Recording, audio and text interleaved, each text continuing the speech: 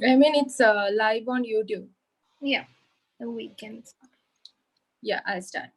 Hello, everyone. Welcome to today's session on healthcare regulations versus pandemics. I am Tiloka Yapa, a local coordinator to Sri Lanka from the South Asia Students for Liberty. The session today is organized by the Students for Liberty in partnership with Liberty International and the Ladies of Liberty Alliance. Please note that the session is also live streamed on YouTube, and also we are trying to live stream it on Facebook. So if you have any technical difficulties joining us through Zoom, you can also watch and tune in through Facebook via Students for Liberty. So before we move on to the session, I would like to give you a brief introduction to our guest speaker today. I'm sure most of you know her and is familiar with her work. So today we have Dr. Mary J. Ruwart. Dr. Mary is a research scientist, ethicist, and a libertarian author and an activist. She received her BSc in biochemistry in 1970 and her PhD in biophysics in 1974, both from the Michigan State University. She has authored multiple award-winning international best-selling books like Healing Our World and Death by Regulations. Her work discusses the application of ethics to medical regulation, especially regulations regarding pharmaceuticals that has life and death implications. Currently, Dr. Mary serves as a chair of Liberty International, a guest panelist on Ladies of Liberty Alliance's Speakers Bureau, and secretary of the Foundation for a Free Society.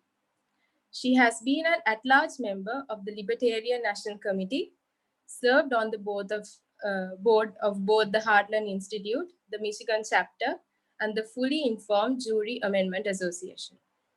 So finally, before we move on to the session, just to inform you on a few housekeeping rules, I would recommend that all our attendees keep their mics muted and their cameras switched off during the session. We are taking your questions via slido.com, and the link to direct your questions will be sent to the Zoom chat during the session. Please make sure to upvote the questions that have been also asked by the other participants. So given the time limitations, we can direct the questions with the highest votes to the speaker.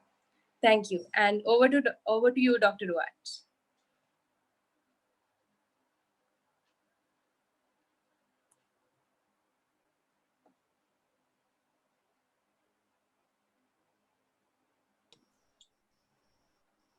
Can you hear me?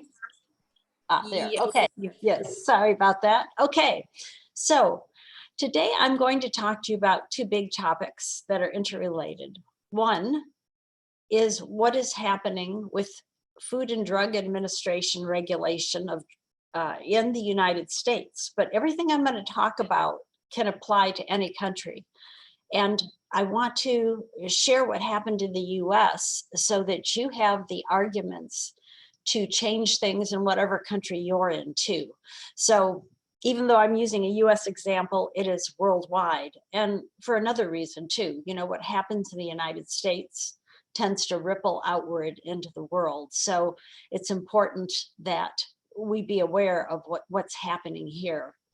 The other thing I want to share with you today is the impact that these FDA regulations had on the way the United States reacted to the coronavirus. And what I'm going to share with you is very frightening, and it, again, could apply to any country that adopts the kind of regulations that we have here. And hopefully that will never happen in your country, because as I'm going to explain to you, in the United States, the FDA regulations have taken 5 to 10 years off each of our lives here in the US. But because most drugs and drug policy that happens in the US actually ripples out into the world, it's probably affected you too. So let me get started and tell you exactly where the biggest problems were. And you can see on the screen here, I've got a screenshot of the 1962 Kefauver-Harris amendments to our Food and Drug Act. This is the legislation that gave the FDA ever-expanding power. I mean, it grows every year. It's open-ended. It reshaped our pharmaceutical industry, redefined medical practice, and shifted our medical paradigm from prevention to treatment. And that's something you want to do because, of course, prevention is 10 times better than the cure. So what happened? Well, basically, if you look at the graph that I've got here, you can see that prior to the 1962 amendments, in the blue color, it took an average of 4 years to get a new drug from the lab bench to the marketplace. After the amendments were passed, as you can see, it increased dramatically, so much so that by the late 20th century, it took about 14 years to get a drug from the marketplace and from the lab bench to the marketplace. And so a lot of people are dying as they wait for these life-saving drugs to jump through all the regulatory hoops and enter the marketplace. And because we have a pretty good idea of how many lives were saved by the drugs currently on the market, we can actually calculate how many people died prematurely because these drugs weren't on the market. Now, you don't have to go through this whole table. Just look at the red lettering down at the bottom. And basically, we had about 15 million people in the US who died that could have lived longer had these drugs been available. But this is only the tip of the iceberg, unfortunately. What happens when you increase the number of studies that a drug company has to do from 4 years to 14 years, the costs go up as well.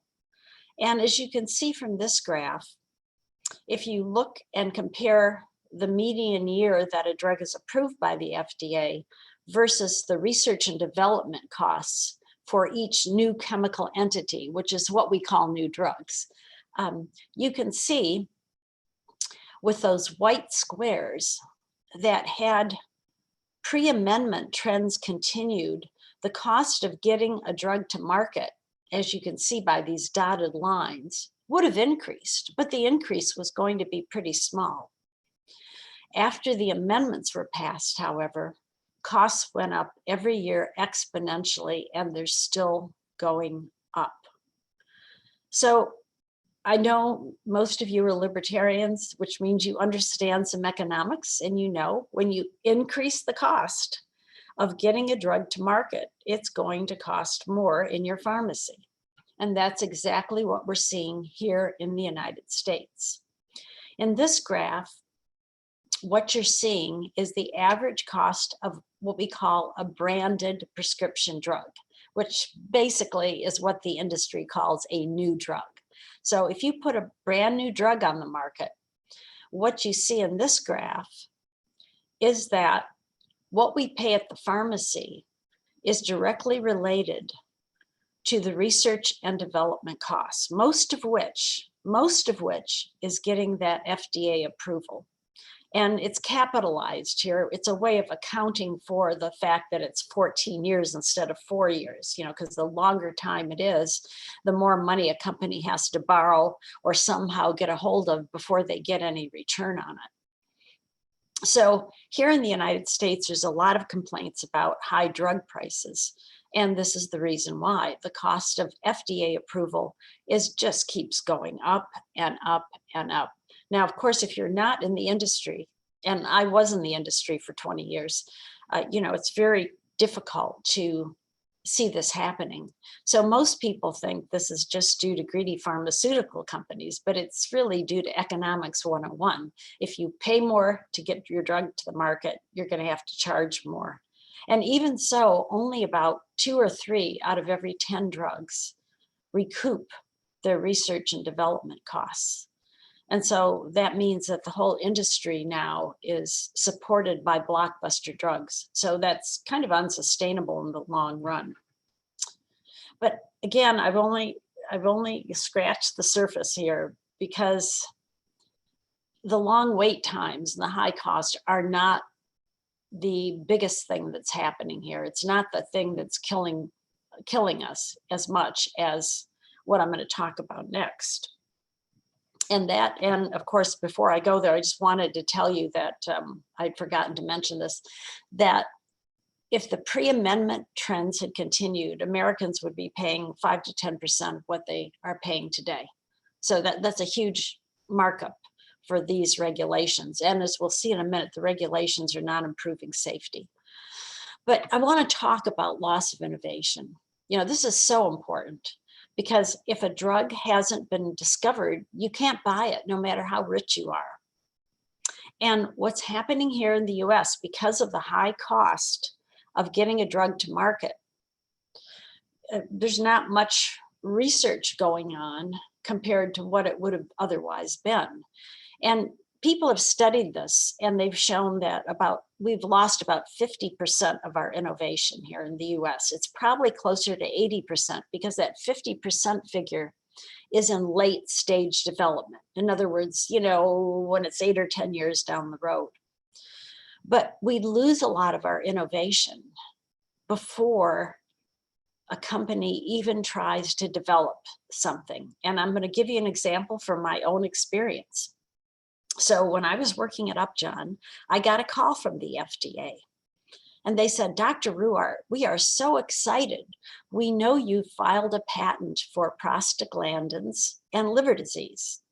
And there's nothing to treat liver disease except for transplantation. So we're so excited about this because 100,000 people a year die from liver disease.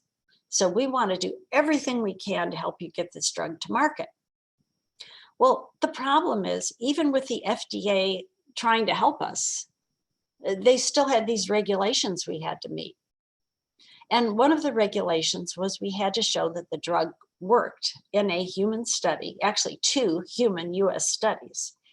And the problem is when you have something that's really new that no one's ever done before, you don't know how much drug you have to give.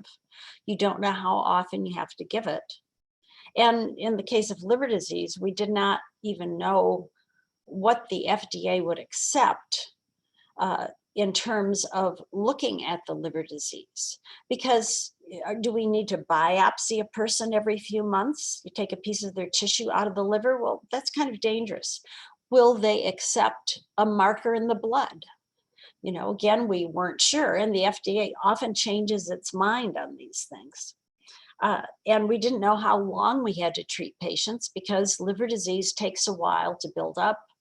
And so it takes a little while to recede as well. At least it did in our animals.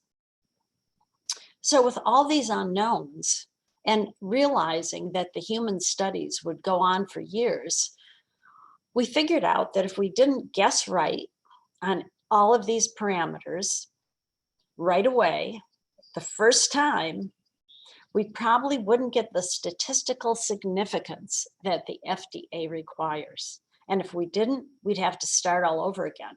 And if we had to start all over again, our patent would be gone by the time we took the drug to market, which means that we would not have any hope at all of recovering our costs. So because of that, my employer decided not to develop prostaglandins for liver disease.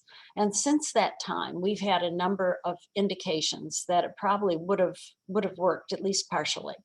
So this is very, very depressing that we cannot get new drugs, potentially life-saving drugs, to market because of these amendments, because of these regulations. So if you assume that we've only lost 50% of our innovation, and remember, it's probably closer to 80% if you count the things like the liver disease example I just gave you. If we only believe that 50% of our innovation is lost, and that these lost drugs would only be 25% as effective as the ones currently on the market, that's another 27 million people who died prematurely since these amendments were passed in the US. That's a lot of people, a lot of people. In fact, if you kind of spread it out over the whole population, what it means is that Americans have lost about 5 years of their lives to these amendments just because of the loss of innovation and because of the time that so many Americans died waiting. I wish I could say that that was the end of it. But in fact, probably the biggest single thing is prevention. Remember in the beginning, I told you these amendments shifted us from a prevention model to a treatment model of disease. And we're going to talk about that in a minute. Now, remember, I just said that what we just talked about kind of calculates out to about 5 years of a loss of life for each person in the US. But if you see on this slide, I say 5 to 10 years. Why? Because the next thing I'm going to show you isn't easy to calculate, but because we shifted from prevention to treatment, I think it probably doubled the number of lives lost. But it's a little bit speculative, so I just wanted to let you know that. The 5 years is pretty solid, unfortunately. And before I actually go into the shift from prevention to treatment, I just want to make one more point. You know, if we were actually getting safer drugs because of this long wait time, because of this high cost and the loss of innovation, if we were actually getting safer drugs in the market, we might say, okay, well, we're willing to pay that price. But the fact of the matter is drugs are not safer. For example, prior to the amendments, the FDA took 2.5% of the drugs that they approved off the market because of safety concerns. After the amendments, they took 3.3% off the market. Now, if the amendments were actually protecting us, if these extra studies were actually protecting us, we should have seen fewer withdrawals, not more. And really the 2.5%, 3.3% are probably not much different from each other, but obviously it's going in the wrong direction. So clearly we aren't getting more safety. And there's a number of other indicators that also suggest that drugs are more dangerous now, if anything, or less safe than they would have otherwise been. So let's talk about why unsafe drugs get to market in the first place. Well, most of the safety issues that we had prior to amendment passage were because some things we just aren't good enough in the sciences to detect. We don't know enough to always pick up on what's going to be a side effect in the entire population, because sometimes there's genetic differences. Some people are more susceptible to side effects. We don't always know. And that's true today too. I wish I could say differently, but most of the safety problems that we have today, most of them are simply because we don't know any better. And until our science is much improved, we're probably going to have about the same amount of withdrawal. It's just the way it is. So because our science is not exact, there are going to be some mistakes. Now I want to get back to this idea that we've shifted from prevention models to treatment models in the way we handle disease. One of the things that the amendments did is it said that the FDA had to make sure that every drug on the market was not only safe, but effective. And to prove efficacy or effectiveness, they laid out a very elaborate plan to do this, some very difficult hoops to jump through. And so what ends up happening is this has become the most costly part of the development program. Now, what does that mean? Well, that means that if you have a vitamin or mineral or some other natural product that doesn't have a patent and can't get one for some reason or another, that you'll be spending all of this money showing health effectiveness claims for your product. But once you pay all that money, because there's no patent, anybody else who has that product can make the same claim. So it doesn't make any sense for manufacturers to spend all that money. And so they don't. And yet, if you think about it for a moment, obviously vitamins are necessary for life. And there's reasons that they're necessary for life. And when we discover those reasons, for example, vitamin C doesn't just prevent scurvy, it prevents a lot of other bad things that can happen to our bodies. But we can't talk about them because if the manufacturer talks about what its product will do, the FDA can prosecute them and put them in jail. Consequently, the pharmaceutical companies can talk about how their drugs work once they jump through all these hoops, but they have a patent, so they have a possibility of recouping their costs. But for the most part, people who deal in natural products don't have that, so they can't recover their costs. So this is really, to put it in a very easy way of understanding, let's talk about how I and other scientists of my time created disease models in animals. We were working before you could do all this genetic manipulation. And what we found out is that our rats were so healthy because we had titrated all their vitamins and minerals, and they just didn't get heart disease and diabetes and all the things that we get. So when we wanted to study a disease, we found out that the easiest way to create it in animals was to take away one of their vitamins or minerals, a specific vitamin or mineral for the disease that we wanted to create. The flip side of this is that we probably could prevent all these diseases if we could get adequate amounts of these vitamins and minerals in people. And so what happened was we ended up realizing how important vitamins and minerals were. And I apologize for those chimes. I forgot to turn off my chimer. Okay, so because we were able to do that, it opened up a whole new field of nutrition and recognition of how important these things are, but we can't talk about them. And so we ended up developing drugs for things that we didn't need to. For example, the Upjohn company was developing something called Lazaroids, which were named after the biblical Lazarus being risen from the dead.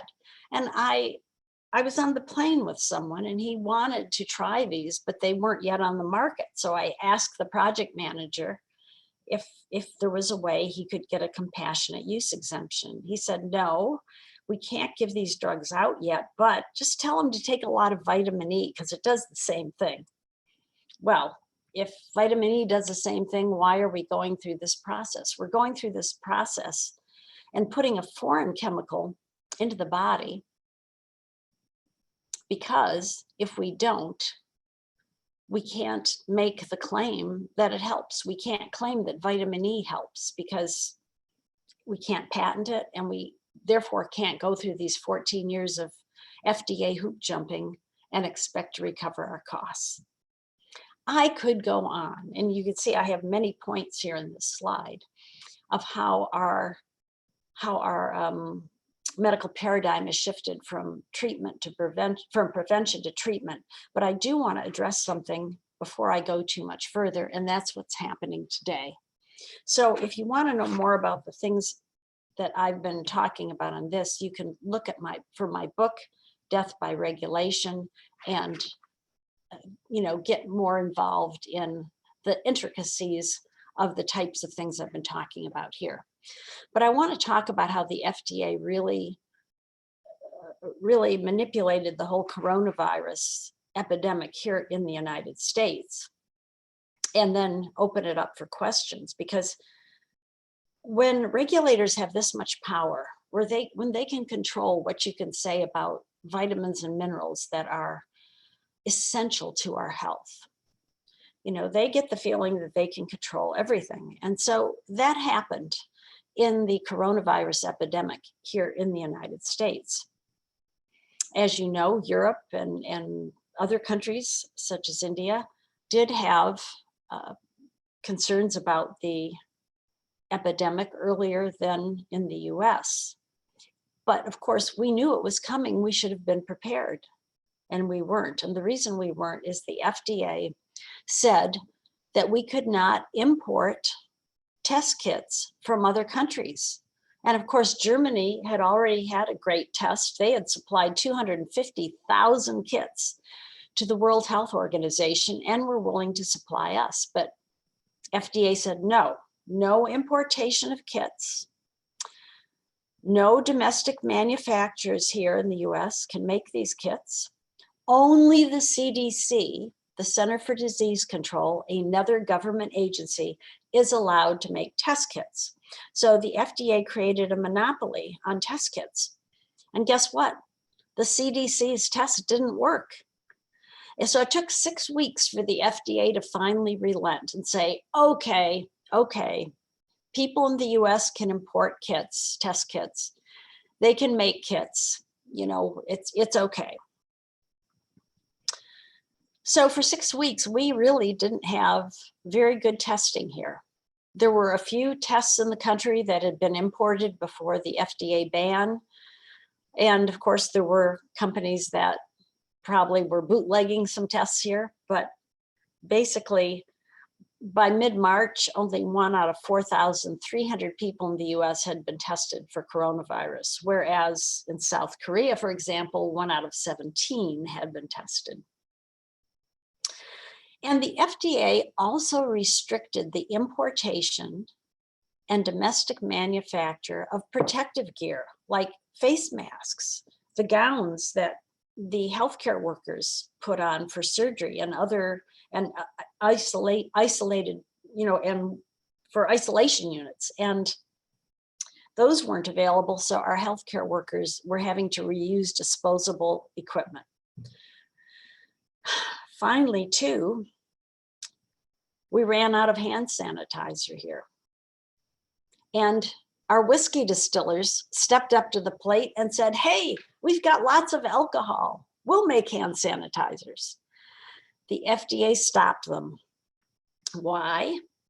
Because the whiskey distillers wanted to use ethanol, which is drinking alcohol, to make their hand sanitizers. That's what they had, obviously.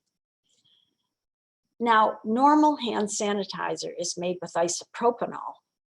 And of course, nobody drinks it because it's toxic. Isopropanol is great. It's rubbing alcohol. You know, it's great for putting on your skin, but not very good if you try to drink it.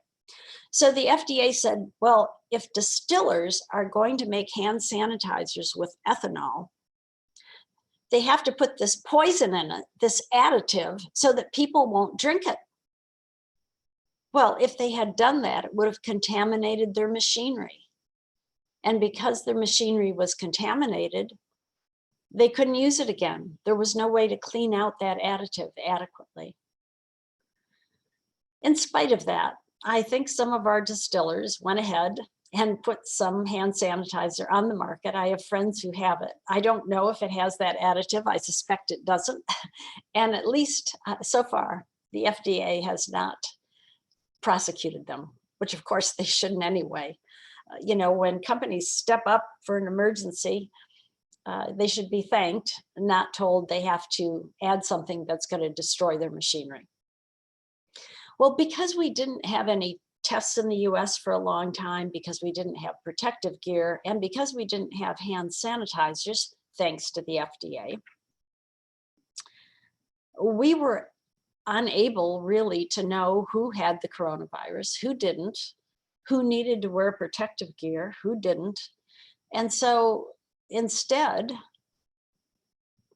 the government basically shut down our economy by saying that unless it was an essential business, and they got to say what was essential, you couldn't go to work. You either had to work from your home, or if that was impossible because of your job, you just had to stay home. And this is destroying our economy. Quite honestly, we're going to be faced with a very deep recession, possibly even a depression, when this coronavirus threat is over.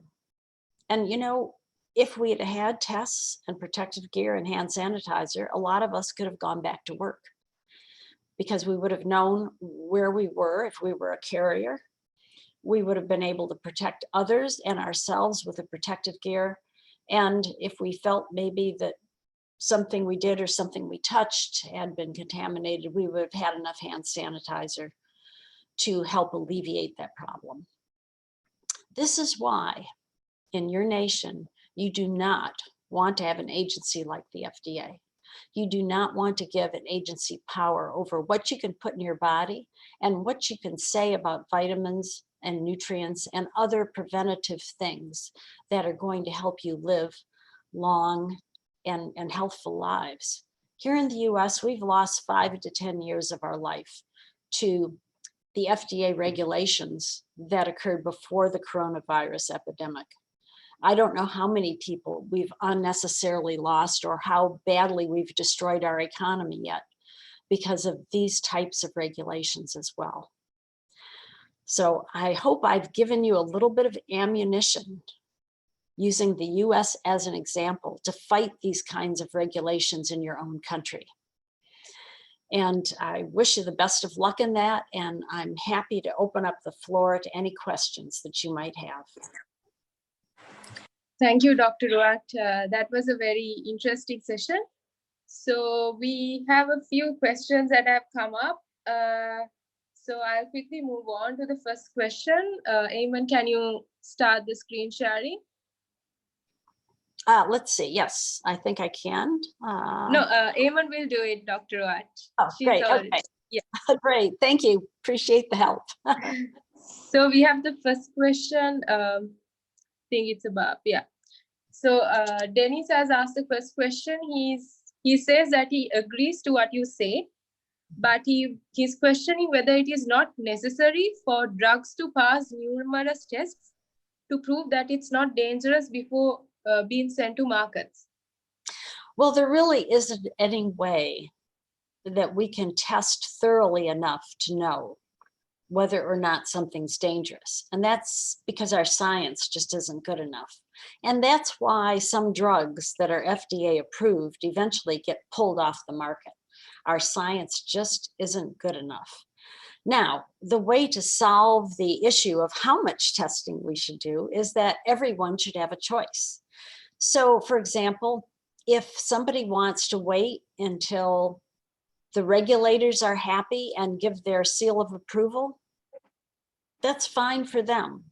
But for somebody who's dying and this drug that's currently in testing is their only chance, they should have the option to choose to take it too. That's the libertarian way. That's freedom of choice. Right, thank you. So we have another question. So that says, how can we reduce the time a drug takes to come to the market?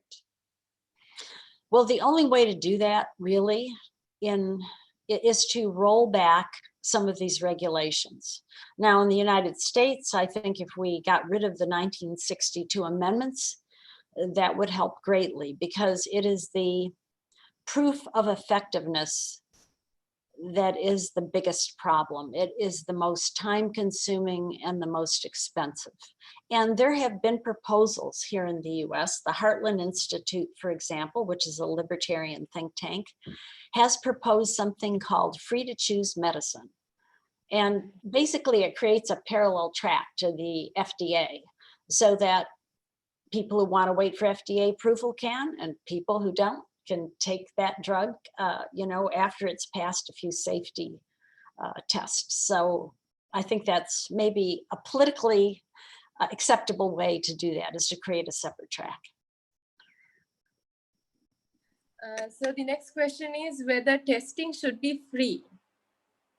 Well, it's kind of tough to make it free because you have to pay the people who are doing the testing, right? So that money's got to come from somewhere. So if it comes from the government, it's not really free because at least in the US, when the government raises $1 through taxes, it costs about 65 cents for them to raise it. And the biggest cost is the loss of innovation in the private sector as the money is taken out of the private sector. And basically to a large degree wasted by the government. You know, there's a lot of overhead in government. And so because government's so inefficient, it costs a lot of money to collect taxes. And if you deficit spend, then you have inflation. And of course, inflation hurts the poor the most. So there's really no way it can be made free, unfortunately. What it could be made, though, is efficient and less costly. And the private sector was doing a pretty good job of that before the amendments were passed. That's why drug prices were falling before the amendments were passed. Now they go up every year. So the way to make testing less costly is to let the private sector decide, you know, what testing do we really need? Thank you, Dr. Ruwart. So we have another question from Oshan. He says, as you see, what kind of areas could be compromised in order to reallocate more funds to the healthcare sector from national budgets in developing countries? Well, I think the best way to make sure that developing countries have enough funds to do all the things they need to do is to promote economic freedom. If you go to the website freetheworld.com, what you'll see is that there are a number of studies there showing that the more economically free a country is, the more wealth creation it has. In other words, its GDP goes up. So the idea is not to take money from one sector to another. The idea is to grow the wealth so that every sector has the money it needs. And this can happen virtually overnight. You know, Ireland and New Zealand were facing bankruptcy in the 20th century, and they said, we can't handle this. We're going to get rid of tariffs, lower taxes, and we're going to stop so much regulation. And virtually overnight, in a year or two, their countries were back on their feet. In fact, it was so dramatic that economists started calling it the Irish miracle or the New Zealand miracle. And what really happened is they just had economic freedom. So that's the way to go about getting more wealth for your country, and any country can become rich. Hong Kong went from basically a rock without even enough fresh water in 40 years to have an income per capita that rivaled the United States because it was economically free. It's the most economically free region in the world. So that's the way to go. Right. Another question is, Dr. Ruwart, so what's the impact of restrictions and prejudice on illicit drugs, such as cannabis, can have in finding treatments or solutions in a situation similar to now? Yes, well, of course, obviously, prohibition has all kinds of bad problems associated with it. And really, almost the entire drug war was really focused here in the US on marijuana, cannabis. And of course, before that happened, cannabis was considered a medicine. It was in what we call the pharmacopoeia, which is kind of an encyclopedia of all the drugs. So it really was quite damaging because for many people, cannabis is the drug of choice and it has fewer side effects. Of course, it's a plant. So, you know, people could grow it themselves. It would be very inexpensive. And I estimated that the war on drugs here in the US probably killed somewhere between at least 5 times as many people as the drugs themselves. And during the AIDS epidemic, it was closer to 40 times. And that's because, at least in the US, they didn't allow sale of clean needles because it was considered drug paraphernalia. So a third of our AIDS cases were actually due to shared needles. So it's a horrific cost on our health when we have prohibition. Right. Thank you, Dr. Ruwart. So we have one final question. So this is somewhat out of the topic, but I think it's interesting. So we understand the impact that pandemics have had on the economy. What are your thoughts on the lockdown, the protests, and the anti-lockdown protests? Yes, well, that's a really great question, and I'll address it to the best of my ability. Here in the United States, we would not have had to shut down our economy the way we had if we had had the tests, the protective gear, and the hand sanitizer. most of us would have been able to go back to work. And so I really blame the FDA for the coming economic crisis here. You know, small businesses create about 60% of the jobs here in the US. And I'm sure that's true really in every economy. And the small businesses are the ones that are not going to make it through this crisis because they're being shut down and they don't have the reserves that the big companies have to withstand it. So a lot of people are not going to have jobs to go back to. Now, could we do something about this and turn our economy around? And the answer is yes. If we instituted more economic freedom, we could do what New Zealand and Ireland did. We could have a big burst in our wealth creation or gross domestic product. And that is the way to deal with this economic crisis caused by the lockdowns, which wouldn't have been necessary had the FDA stayed out of the way in the first place. Yes, we would have had some problems. Yes, some people might have had to stay home from work, but not the whole country like we've been doing. Thank you, Dr. Ruwart. We actually have a few more questions coming in. I hope it's okay. Sure, yes, of course. So there's another question that says, if testing isn't free, what do you propose for people who can't afford and everyone needs in the society needs to test and figure out COVID? So isn't this a fight together? Oh, you know, that's a great question. And of course, in this country, at least, a lot of people, most people, I would say, are covered by some type of insurance. So their testing will be covered. They won't have to pay for it out of pocket. But we do have some people that are not in that situation.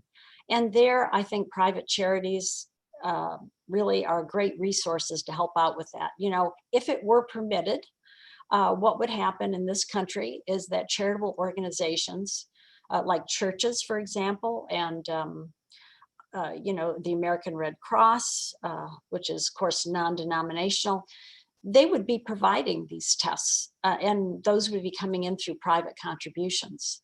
You know, we have a history in this country of great generosity. And actually, even in the 1800s, visitors would remark on it. But, you know, that's kind of changing here too, because, you know, people feel like they're being forced to be charitable, and that doesn't work either. So I think, though, if the market were allowed to operate as it should, pretty much everyone who wanted a test would get it, because there would be people who are willing to step up and help out with that. And I see the next question. Yes. I love that question. Thank you for asking it. I should have covered that in my talk. The question is, if we deregulate, who will monitor safety like the FDA does? You know, actually, there's a number of ways that this was starting to be done before we got a very powerful FDA.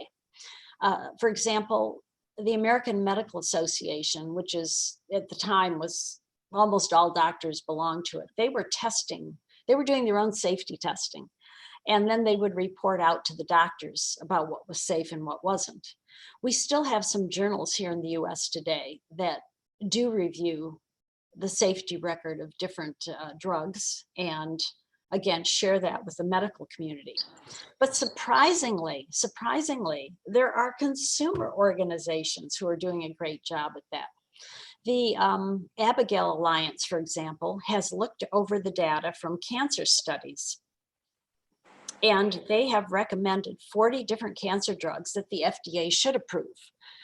And the FDA eventually approved them 2 years later. But I mean, if a consumer group can tell what's going to work and what's going to be safe 2 years before the FDA approves something, obviously there's a lot of expertise out there that could be brought to bear from the private sector. And of course, companies, believe me, they do not want to put a drug on the market that's going to hurt people because it costs them so much. The company that put Vioxx on the market has spent much more money dealing with the lawsuits and compensating people than they ever got from selling the drug. So there's a big incentive for companies not to put something unsafe on the market in the first place. Okay. Thank you, Dr. Ruwart. We have another question. So we see Sweden trying to flatten the curve without strict lockdowns. Their ICUs aren't burdened, but they have a high number of deaths. What are your thoughts on it? Okay, well, I'm going to have to speculate a little bit because all the data isn't in. But there are individuals who are much more susceptible to coronavirus and are more likely to die from it than others. And the elderly are in that group. Also hypertensive, diabetics, people with respiratory disease. And Europe in general has a very elderly population. So they're very much at risk. Plus, it turns out there's genetic factors. For example, people who live in countries where malaria is prevalent have some genetic changes that they've made to adapt to preventing malaria from having a big effect on them. But some of those changes also make them more susceptible to coronavirus. So there's a lot going on here. And I think that,